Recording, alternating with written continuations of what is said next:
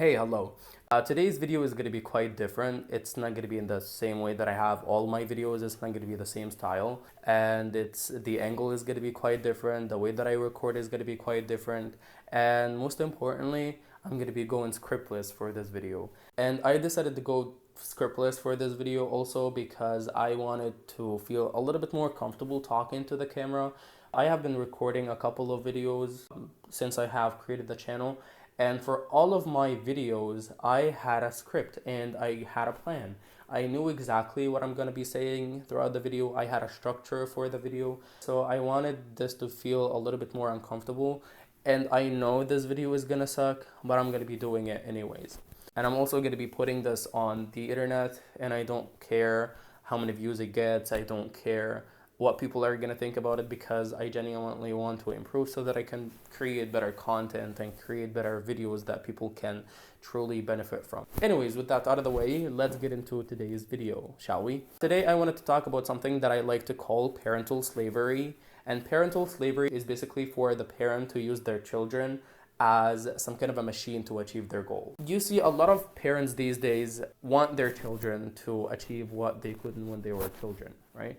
And you're going to hear this phrase repeated quite often in the surroundings. If you know a parent that has, I don't know, like a 12-year-old or a 17-year-old or whatever, like different age ranges, you might hear them saying, listen, boy, I want you to become a doctor because that was my dream when I was a child and I really wanted to achieve it so bad, but I couldn't because my father wanted me to become something different.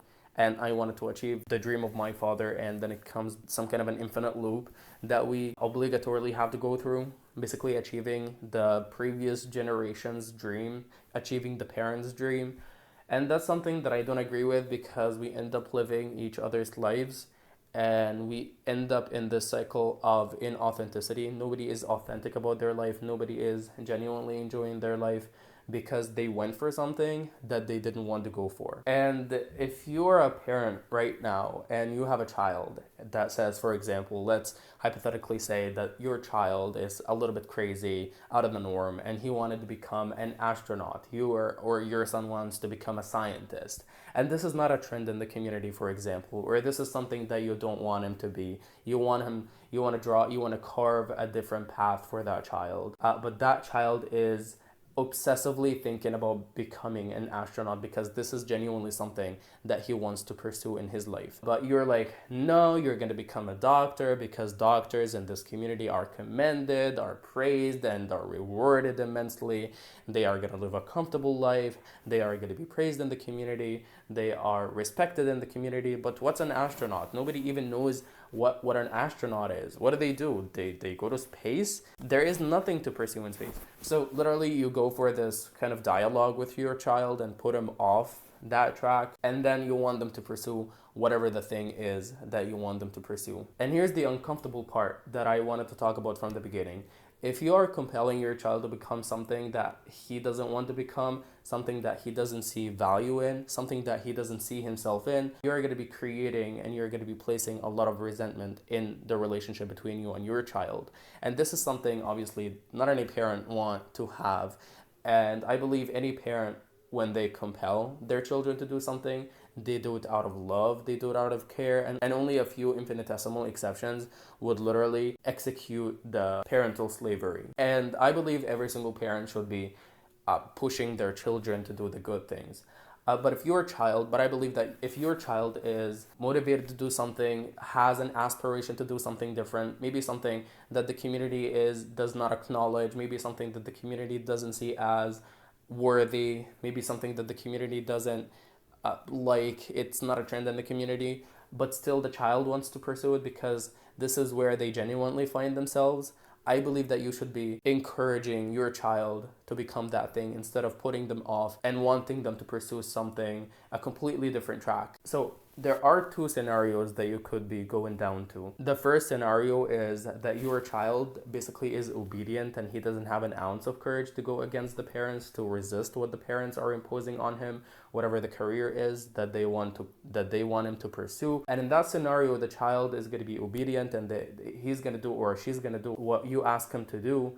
But in that scenario, the child is going to be resentful against the parents in a subtle way. They're not going to be displaying or rendering this externally because they don't want to basically irritate their parents, or they don't want their parents to be angry with them. So they're going to be obedient, but subtly on the inside, they're going to be so hateful, they're going to be so resentful towards the parents. And the second scenario is that you have some kind of a courageous child that wants to pursue what he wants to pursue, and he's a little bit stubborn, so to speak. So he's going to fight against the parents, he's going to resist against the parents. And this is gonna develop into some kind of a civil war inside this little family, and there's always going to be tension between the parents and between the child. They don't want to stay with the parents, they always want to be isolated from the parents, they don't want to have a little conversation with the parents, because they know every time they would have a conversation, it's going to go down the path of you should become a doctor, you should become an engineer, you couldn't become an astronaut, what kind of nonsense is this? And they might say that,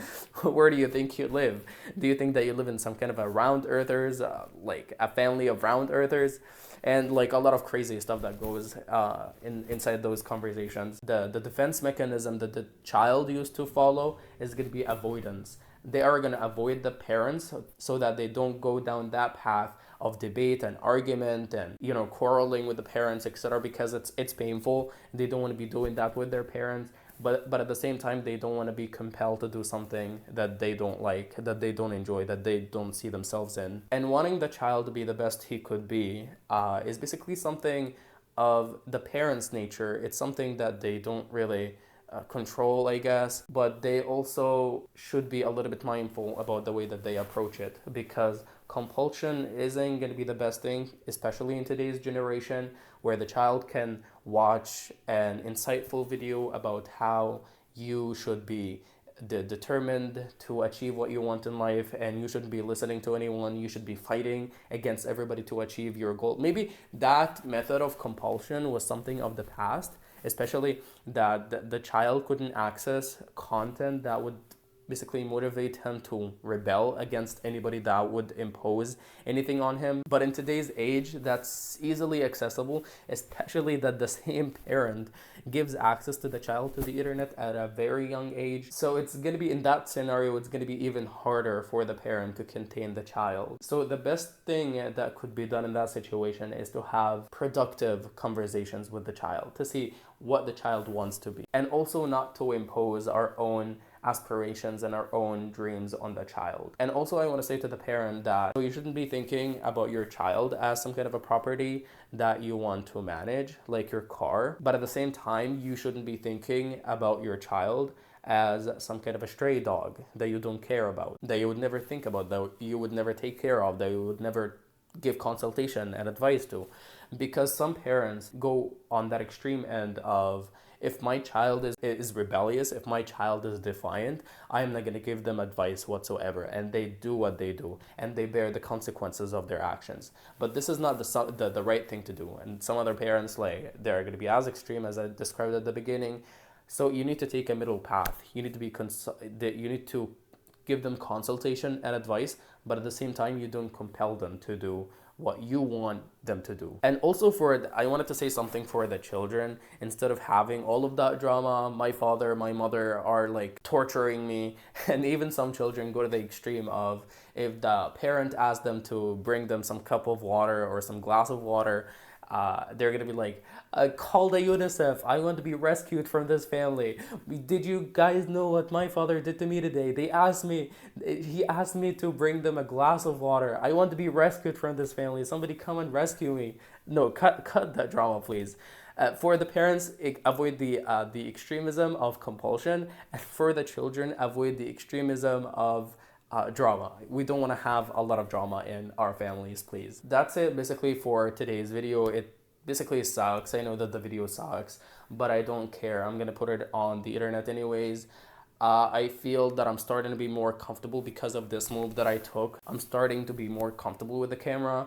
I am not as fearful. You probably noticed that for the majority of this video, I was basically looking away from the camera, because looking at the camera is a little bit weird. You're just looking at that single little point in your phone, and you're basically trying to convince yourself that you're talking to somebody out there. And the truth is that you're talking to somebody out there.